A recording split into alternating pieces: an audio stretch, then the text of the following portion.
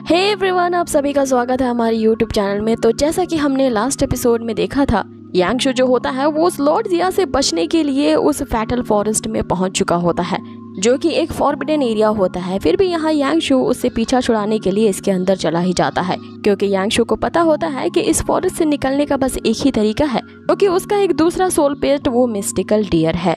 लेकिन तभी हम देखते हैं कि उस लॉर्ड जिया ने अपने बंदों के साथ यहाँ यांगशु को चारों तरफ से घेर लिया होता है। फिर वो अपने एक इविल सोल पेट को समन करता है, जो कि यांगशु पे भारी पड़ रहा होता है। और अब यहीं से ही इस एपिसोड की शुरुआत होती है। अब आगे वो जो लॉर्ड जिया होता है अपने उस सोल पेट उस इविल क्रिएचर को ये ऑर्डर देता है कि वो यांगशु को खत्म कर डाले। अब यहाँ वो जो सोल पेट होती है वो यांगशु की एनर्जी को सक करने लगती है, जिसपे यांगशु उसे कहता है कि तुम्हें भूलना नहीं चाहिए कि ये कौन सी जगह है। अब आगे ऐसा कहते ही वो अपने सोल पेट मॉक्सी को समन करता है। मॉक्सी वहाँ पे आते ही गोली की रफ्तार से उस इविल क्रिएचर के साथ साथ उस लॉर्ड जिया के जितने बंदे होते हैं उन सभी पे टूट पड़ता है, और वहाँ पे एक ऐसे बवंडर वाला साइक्लोन क्रिएट करता है कि उस धूल के चपेट में यहाँ लॉर्ड जिया के साथ साथ उसके आदमी भी फंसे रह जाते हैं। और इसी का फायदा उठा करके यांगशु अपने मॉक्सी के साथ वहाँ से भाग जाता है। लेकिन तभी उस लॉर्ड जिया के जो टाइगर पेट्स होते हैं वो लगातार उस साइक्लोन को हटाने की कोशिश कर रहे होते हैं। अब ये यांगशु का ही बना बनाया प्लान होता है, क्योंकि उसे पता था कि इस फॉरेस्ट में कई सारे मॉन्स्टर्स और स्पिरिट्स हैं जो कि स्पिरिचुअल एनर्जी को डिवोर कर जाते हैं। और इसी को जानते हुए यहाँ यांगशु ने ऐसा जाल बिछाया कि वो लॉर्ड जिया इस जंगल में फंस चुका है, जहाँ पे ये कहते हुए यांगशु जा रहा होता है कि एक न एक दिन वो दिन जरूर आएगा कि मैं तुम्हें अपने हाथों से मार डालूंगा। इधर दूसरी तरफ उस लॉर्ड जिया ने भी ये डिसाइड कर लिया होता है कि जितना तुम मुझसे भागने की स्ट्रगल करोगे, मैं भी तुम्हें उतना ही दर्दनाक मौत दूंगा। अब काफी घंटों के सफर के बाद मॉक्सी जो होता है वो यांगशु को लेकर के काफी दूर आ चुका था, इसीलिए वो एक जगह रेस्ट करने के लिए रुकते हैं। अब आगे यांगशु के वहाँ पे एक बहुत बड़ा स्पिरिचुअल पेड़ दिखता है, और वो इस नए मॉन्स्टर और स्पिरिट वर्ल्ड को और भी ज्यादा एक्सप्लोर करना चाहता था। इसीलिए अब अपने आगे की जर्नी कंटिन्यू करने के लिए वो अपने उसी मिस्टिकल डियर को समन करता है, क्योंकि यांगशु को उसी स्पिरिचुअल ट्री के ऊपर बने एक हाउस के अंदर जाना था, जहाँ पे डिमंस की स्पिरिट्स रहती हैं, ताकि वो उन स्पिरिट्स की डिमोनिक एनर्जी को अपने मिस्टिकल डियर के अंदर प्रोवाइड करवा सके। क्योंकि यांगशु अपने इस मिस्टिकल डियर को और भी ज्यादा स्ट्रॉन्गर बनाना चाहता था, इसीलिए वो स्पिरिचुअल ट्री के सबसे टॉप पे पहुंच जाता है। सबसे ऊंचाई पे पहुंचने पर उसे वो डिमोनिक स्पिरिट्स वाली हाउस दिख जाती है, जहाँ पे अब थोड़ी ही देर में चांद उगने वाला था। और जैसे ही वहाँ पे चांद उगेगा, उसका डियर उस प्योर डिमोनिक एनर्जी को अपने अंदर एब्जॉर्ब कर सकता है। आगे यांगशु अपने डियर से कह रहा होता है कि तुम्हें स्ट्रॉन्ग बनना ही होगा, क्योंकि हमारा मुकाबला उस लॉर्ड जिया से होने वाला है, जो हमारा पीछा इतनी आसानी से नहीं छोड़ेगा, और हमें उससे मुकाबला करने के लिए और भी ज्यादा स्ट्रॉन्गर बनना पड़ेगा। दूसरी तरफ हम उसके डियर को देखते हैं, जो कि बहुत सारी एनर्जी एब्जॉर्ब करने के बाद लेवल अप करते हुए वो अपने 6th लेवल तक पहुंच जाता है। लेकिन आगे उन लोगों को किसी और जगह से तेज रोशनी चमकती हुई नजर आ रही होती है। इस पे यांगशु का डियर उसे इशारा करता है कि वहाँ पे डिमोनिक एनर्जी और भी ज्यादा स्ट्रॉन्गेस्ट है, और वो डियर अपनी स्ट्रेंथ को और भी ज्यादा इम्प्रूव करने के लिए उस डिमोनिक एनर्जी के पास जाना चाहता है। लेकिन उस डिमोनिक एनर्जी तक पहुंचने से पहले यहाँ पे यांगशु के लिए एक और बाधा सामने आ जाती है। वहाँ पे एक 8 लेवल का कमांडर लेवल का सोल पेट दिखाई देता है, जिसे क्रॉन ब्लड वाइन के नाम से जाना जाता है। ये एक स्पाइडर के जैसा क्रिएचर है, जिसका हेड ही क्रॉन शेप का होता है। यहाँ मॉक्सी आते ही अपने फ्लेम फायर से उस पे अटैक तो करता है, जिससे वो क्रिएचर जलने लगता है। लेकिन वो खत्म नहीं होता। इसे यांगशु समझ जाता है कि ये जो क्रिएचर है वो इस पूरी जगह का गार्डियन है, और हमें अगर वो डिमोनिक एनर्जी चाहिए तो हमें इससे पहले खत्म करना होगा। अब इससे पहले कि वो क्रिएचर वापस से यहाँ मॉक्सी पे हमला कर पाता, यहाँ मॉक्सी अपने शार्प पंजों का यूज करता है और एक ही झटके में उसके 2 टुकड़े कर डालता है। फाइनली उसे पूरी तरह से खत्म करने के लिए मॉक्सी उसे जलाने वाला होता है कि यांगशु उसे ऐसा करने से रोक देता है, क्योंकि इस क्रिएचर का जो ब्लड होता है वो काफी ज्यादा पावरफुल होता है।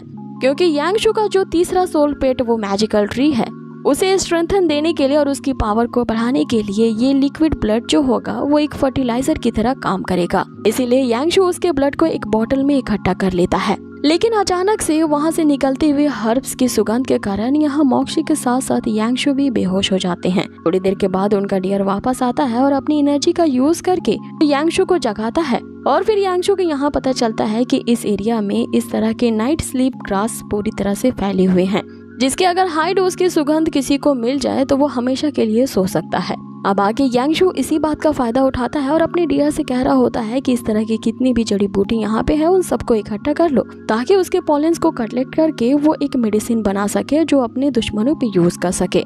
अब आगे उसका डियर वैसा ही करता है। वहाँ पे मौजूद जितने भी वेजिटेशन थे जो कि नाइट स्लीप ग्रास के होते हैं, उन सब की एनर्जी को एब्जॉर्ब करके अपने अंदर रख लेता है।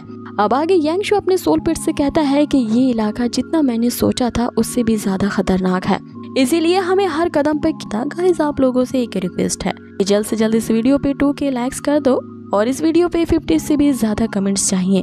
जल्दी से हमारा ये टारगेट पूरा कीजिए ताकि आपको इसका अगला एपिसोड और भी जल्दी मिल सके, क्योंकि जितना ज्यादा आप सपोर्ट करेंगे वीडियो को मैं और भी ज्यादा जल्दी लाने की कोशिश करूंगी।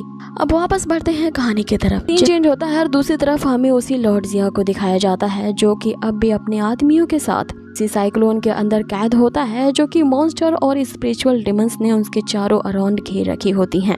लेकिन यहाँ लॉर्ड जिया के कुछ और ही प्लान्स चल रहे होते हैं। उसके मन में कुछ खुराफात चल रही होती है और यहाँ वो अपने ही बंदों को सेक्रीफाइस करने का सोच रहा होता है ताकि इस साइक्लोन से बाहर निकल पाए।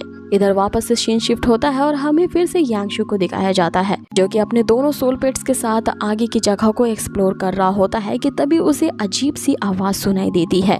ये आवाज किसी लड़की की होती है जो उससे लगातार मदद के लिए पुकार रही होती है और यांगशु से कह रही होती है कि मुझे जल्द से जल्द इस जगह से बाहर निकालो।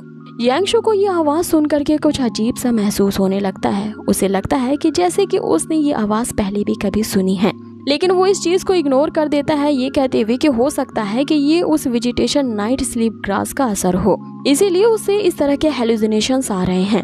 लेकिन फिर से उसे वही आवाज आती है जो कि मदद के लिए लगातार पुकार रही होती है। अब ये आवाज उन अजीब से पेड़ों के बीच में से आ रही होती है। अब वे पेड़ कोई मामूली पेड़ नहीं होते हैं, वे भी एक तरह के स्पिरिचुअल पेड़ होते हैं कि इन तीनों के यहाँ आने से जाग जाते हैं। अब आगे यांगशु यहाँ मॉक्सी को ऑर्डर देता है कि वो उसके लिए रास्ता बनाए, जिसपे मॉक्सी और उस डियर की एक दहाड़ से ही वो जो स्पिरिचुअल पेड़ होते हैं इनकी भाषा समझ जाते हैं और इनके लिए साइड होते हुए रास्ता बनाते हैं। अब आगे यांगशु अपने दोनों सोल पेट्स के साथ उस रास्ते के थ्रू अंदर जाता है, लेकिन अंदर जाते ही यहाँ यांगशु जो होता है सबसे पहले मॉक्सी और डियर से ये कहता है कि वो आसपास के इलाके को चेक करे और बताए कि सिचुएशन कैसी है, क्योंकि इस जगह का भरोसा नहीं किया जा सकता, कहीं से भी और कभी भी खतरा आ सकता है। वो डियर को वहीं पहरा देने के लिए कहता है। आगे फिर से वही आवाज को फॉलो करते हुए उसकी तरफ जाता है। जैसे जैसे यांगशु उस आवाज के करीब पहुंच रहा होता है उसे अजीब सी फीलिंग होना शुरू हो जाती है। लगातार वो आवाज उससे मदद मांग रही होती है, उसे एक जगह से निकालने के लिए कह रही होती है। अब आगे यांगशु की नजर जैसे ही सामने पड़ती है हमें एक लोटस दिखाया जाता है और उसी लोटस के अंदर से ये आवाज आ रही होती है। यांगशु जैसे ही उस कमल की पंखुड़ियों को टच करता है वो तुरंत ही ओपन हो जाती हैं और उसके अंदर हमें एक लड़की दिखाई जाती है और इस लड़की को यांगशु जानता है। वो उसी की ही सोल पेट होती है जिसे यांगशु ने पहचान लिया था। लेकिन यांगशु अपनी ही सोल पेट को देख करके खुश नहीं होता और उसे ये कहने लगता है कि आखिर तुम यहाँ पे क्या कर रही हो। अब यांगशु जब 14 साल का होता है तब सबसे पहले सोल मास्टर बनने के लिए उसे एक सोल पेट के साथ कॉन्ट्रैक्ट साइन करना होता है। सबसे पहले उसे सोल पेट इसी लोटस की स्पिरिट की मिली होती है, लेकिन यांगशु के साथ कॉन्ट्रैक्ट सील करने के बाद ये जो उसकी सोल पेट होती है इसने उसे धोखा दिया था और बिना परमिशन के ही यांगशु को छोड़ करके भाग गई थी। इसी वजह से ही यांगशु ने अपनी एक सोल को लॉस्ट कर दिया था। इसी कारण से वो अब तक सोल मास्टर नहीं बन पाया है। यांगशु उसे देखते ही भला बुरा कहने लगता है कि अब मैं तुम्हारे जाल में दोबारा से नहीं फंसने वाला। वो सोल पेट यहाँ यांगशु से माफी मांगने लगती है, ये कहते हुए कि मुझे वापस से रख लो और कैद तो मैं इस जगह में हूँ, इसलिए मुझे यहाँ से बाहर निकालो।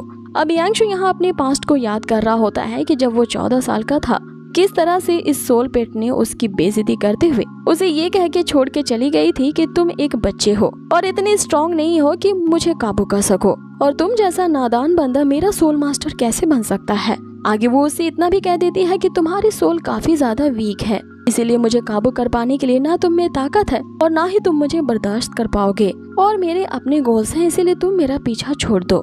आगे उसकी फर्स्ट सोल पेट यांगशु को फेयरवेल कहते हुए वहाँ से चली जाती है। अब आगे वापस सीन यहाँ प्रेजेंट का दिखाया जाता है। यहाँ पे यांगशु अपनी ही सोल पेट को हिपोक्रेटिकल कह रहा होता है। ये उससे ये कहता है कि मैं अपने बचपन के दिनों में काफी ज्यादा एरोगेंट था, लेकिन अब मुझ में काफी ज्यादा बदलाव आ चुका है और मैं पहले की तरह नहीं हूँ और तुमने ही तो वो सोल कॉन्ट्रैक्ट को टर्मिनेट किया था और अब तुम ही वापस आना चाहती हो। जिससे वो सोल पेट यहाँ गिड़गिड़ा करके माफी मांगने लगती है कि वो कभी भी सोल कॉन्ट्रैक्ट को तोड़ेगी नहीं, और वो आगे कसम खाती है कि बिना उसकी परमिशन के वो उसे कभी छोड़ करके नहीं जाएगी। अब से वो हमेशा उसके साथ रहेगी और उसकी प्रोटेक्शन करेगी। अब यांगशु ये सुन करके पिघल जाता है। भले ही उसके दिमाग में उसके पास्ट के कई सारी आवाजें भ्रम कर रही होती हैं। यहाँ सभी लोग उसके लॉस्ट खो जाने के बदले में उसे किस तरह से ताना दिया करते थे। वो कभी भी सोल मास्टर नहीं बन पाया, इसके लिए उसे काफी नीचा समझते थे और उसे सब ये कह के चिढ़ाते थे कि कितनी शर्म की बात है कि ये अपनी ही सोल पेट को नहीं देख सकता है। अब आगे यहाँ यांगशु गुस्से से मुंह फेर लेता है और यहीं पे हमारा ये पार्ट फिनिश होता है। तो गाइज, आप लोगों को ये आज का एपिसोड कैसा लगा है मुझे कमेंट बॉक्स में जरूर बताइए और जल्द से जल्द हमारे टारगेट को करिए कंप्लीट ताकि इसका नेक्स्ट पार्ट और भी जल्दी आ सके। मिलते हैं इसके नेक्स्ट पार्ट पे। Till then take care, stay healthy, good bye.